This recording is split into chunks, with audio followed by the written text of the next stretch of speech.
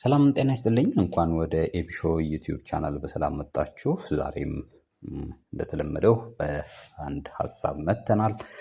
ወደዚህ ቤት ስለመጣችሁ እጅግ አድርገን እናመሰግናለን። ስለምትከታተሉን፣ ሰብስክራይብ ስለምታደርጉን ማለት ነው። ለቤቱ አዲስ ከሆናችሁ ሰብስክራይብ አድርጉን፣ የደውል ምልክቷንም በመጫን አዳዲስ መረጃዎች ሲወጡ ኖቲፊኬሽን እንዲደርሷችሁ ማለት ነው። ለዛሬ ይዘን የመጣነው ሀሳብ እንግዲህ ኢትዮጵያ በግብርና ለምንድን ነው ማደግ ያቃታት የሚል ሀሳብ ነው ይዘን የመጣነው። በዚህ ሀሳብ ላይ አብረን እንድንቆይ እጠይቃለሁ።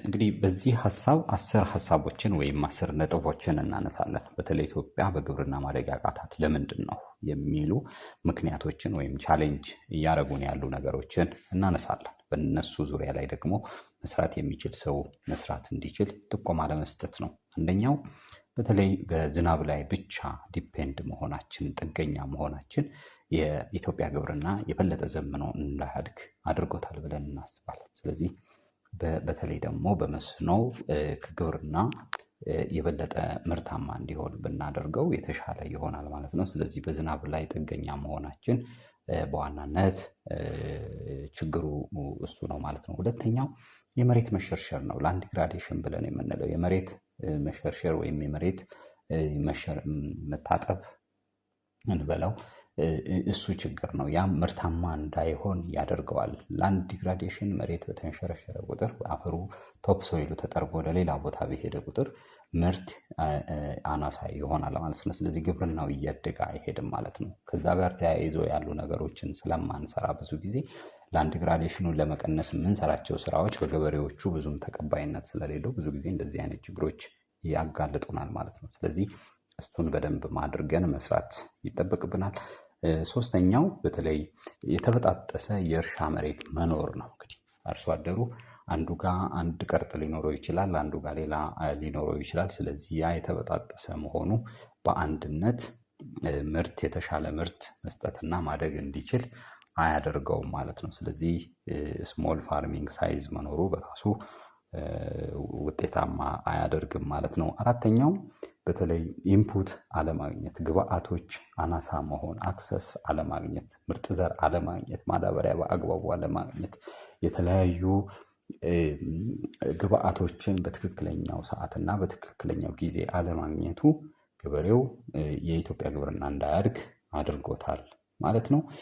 ሌላኛው ዊክ ማርኬት ሲስተም ብለን የምንለው የገበያው ሁኔታ፣ በተለይ ገበያውን የሚዘውረው ጥቂት ሰዎች ስለሆኑ ገበሬው አመርቶ በሚገባው ልክ ኢንካም ወይም ገቢ ማግኘት የማይችልበት ሁኔታ ስላለ ማርኬቱ ዊክ ስለሆነ አሁንም ግብርናው ማደግ መዘመን አልቻለም ብለን እናስባለን። ሌላኛው ሊሚትድ ኢሪጌሽን መኖሩ ወይም ደግሞ አናሳ የተወሰኑ የመስኖ ስራዎች ብቻ ናቸው አሉት። የተወሰነ አካባቢ ብቻ ነው። በተለይ ደግሞ ወተር ሃርቨስት አድርጎ የዝናብን ውሃ ሃርቨስት አድርጎ የመጠቀም ኢሪጌሽን የማቆየት ኢሪጌሽን ያሉበት ወይም ደግሞ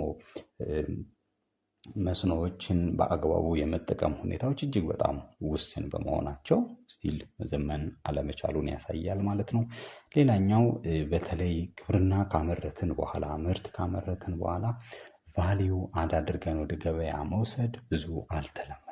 ለምሳሌ እርድን አምርተን በደረቁ ከመሸጥ ይልቅ ፈጭተን ዱቄት አድርገን ብንሸጠው ቫሊዩ አድ አድርገን ስለሆነ ያ ውጤታማ እንዲሆን ያደርገናል ማለት ነው። ስለዚህ ቫሊዩ አድ አድርጎ የመሸጥ ሁኔታዎች አናሳ በመሆናቸው ውጤታማ ላንሆን እንችለናል ማለት ነው።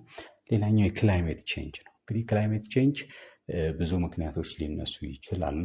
በተለይ ኢትዮጵያ ውስጥ የአየር ንብረት ለውጥ በትክክል እየተሰራበት ስላልሆነ ገበሬው ወይም አርሶ አደሩ ወይም ማህበረሰቡ አስፈላጊውን የሆነ እንክብካቤ ክትትል ስለማያደርግ በተለይ ተፈጥሮ ሀብት ላይ የክላይሜት ቼንጁ እንዲከሰትና ምርት አናሳ እንዲሆን ግብርናው እንዳይዘምን እንዳያድግ ውጤት እንዳያመጣ አድርጎታል ተብሎ ይታሰባል።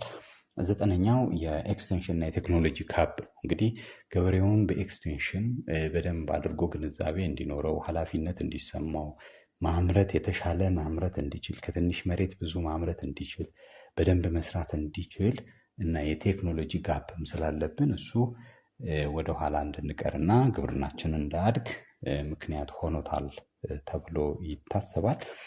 ሌላኛው ሊሚትድ አግሪካልቸራል ፋይናንስ ነው። እንግዲህ ግብርና ላይ ፋይናንስ የሚያደርጉ ባለሀብቶች እጅግ በጣም ጥቂት በመሆናቸው ፋይናንሻሊም ኢንቨስት የሚደረግበት የግብርና ሴክተር አናሳ በመሆኑ በሚፈለገው ልክ ግብርና ማደግ እንዳይችል አድርጎታል ማለት ነው። ስለዚህ እነኚህ 10 ያነሷቸው ነጥቦች በተለይ የኢትዮጵያ ግብርና እንዳያድግ ምክንያት የሆኑት ቻሌንጅ እያደረጉት ያሉ ነገሮች ናቸው እና እነኚህ ነገሮች ላይ የበለጠ በደንብ ብንሰራ እንደ ሀገር ግብርናችንን ማዘመን እንችላለን። የተሻለ ምርት ማምረት እንችላለን። ማህበረሰባችንንም መመገብ የሚችል ምርት ማምረት የምንችልበት ደረጃ ላይ መድረስ እንችላለን። ለዛሬ ያለን ሀሳብ ይሄ ነው። አብራችሁኝ ስለቆያችሁ ስላዳመጣችሁኝ፣ ሰብስክራይብ ስለምታደርጉኝ እና ሰፖርት ስለምታደርጉኝ እጅግ አድርጌ አመሰግናለሁ። በተጨማሪም ወደፊት ምን አይነት ነገር ላይ እንድሰራላችሁ የምትፈልጉትን በኮሜንት ቦክስ ላይ አስቀምጡልኝ። ለዛሬ ያለኝ ሀሳብ ይሄ ነው። አብራችሁኝ ስለነበራችሁ እጅግ አድርጌ አመሰግናለሁ። ታንኪዩ